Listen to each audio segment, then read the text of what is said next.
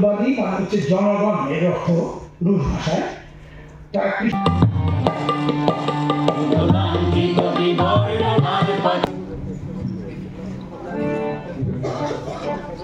উপরে না, শিক্ষকদের উপরে ইউনিভার্সিটি গ্রান্ট কমিশন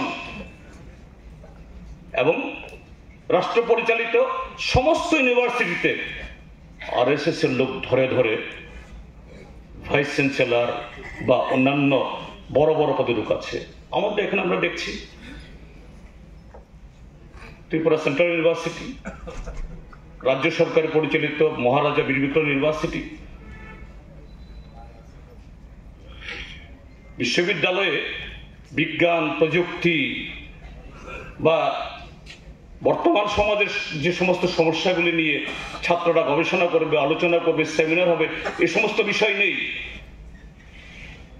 সেখানে ডিপ্লোমা চালু হচ্ছে ওই শান্তিকালী আশ্রমের সাধু বাবাজির নামে, তিনি উদ্বোধন করছেন গিয়ে। তাই একই 7 সমুদ্র 13 নদীর পাড়ে যা হচ্ছে যেন এখানেও তাই। তো তাদের বিরুদ্ধে কিভাবে লড়াই করব? হ্যাঁ, বিগত কিছু নির্বাচনে যে আমাদের অভিজ্ঞতা হয়েছে, তারা যেরকম ভাবে হাজার হাজার কোটি টাকার কালো টাকা ইলেকটোরাল বন্ডের নামে, তারপরে সমস্ত সাংবিধানিক প্রতিষ্ঠানগুলোকে ভোতা করে দিয়ে নির্বাচন কমিশন, সিবিআই, ইডি এগুলোকে ব্যবহার করে, তার সাথে বাইক বাহিনী, সন্ত্রাসী বাহিনী,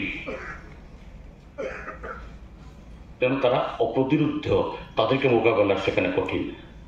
এই জায়গাতেও শুধু সমাজতান্ত্রিক নির্মাণে, জনগণতান্ত্রিক বিপ্লবের সময়েতে শুধু লেনিনের শিক্ষা আমাদের কাছে উপযোগিতা নয়, এই যে বর্তমান আমাদের দেশের এই সাম্প্রদায়িক শক্তির বিরুদ্ধে লড়াইয়ের ক্ষেত্রেতেও লেনিন আমাদের কাছে উজ্জ্বল আলোক শিখা। এখানে কমনি রতন শিক্ষক মানুষ, অনেক বইপত্র পড়েছে, অনেক কিছু জান না, আমি এত বলতে পারবো না, কিন্তু কিছু কিছু লেনিন সম্পর্কে আমরা যারা কমিউনিস্ট পার্টি করি পড়তেই হয়, পড়তেই হবে।